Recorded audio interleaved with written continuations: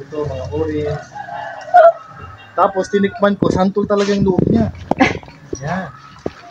So, ito daw yung mga ano dito, pag orange na daw, yan na daw yung matamis. Okay. So, mga kapatid, the moment of truth, sabi nila ay Chinese santol. Balit siya na santol. Okay, so titingnan natin.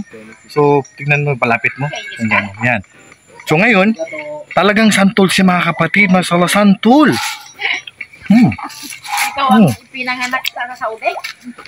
Ay, ikaw? Yung lasa niya, may pagkahawig sa santol. Marunong mo magsalita ng kwan. Oh? Arabic. Santol talaga siya.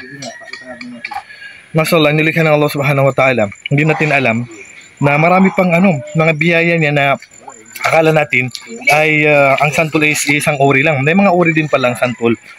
Tinatawag nila itong Chinese santol. Mashallah. So yan lang po mga kapatid. Konting kaalaman. Ito ay kakaibang uri ng santol. Mashallah. Inshallah, magtatanim tayo dito sa Mindanao para magkaroon tayo. Hindi ko lang alam kung mayroon sa Mindanao to. So hanggang dito lamang. Assalamualaikum warahmatullahi wabarakatuh.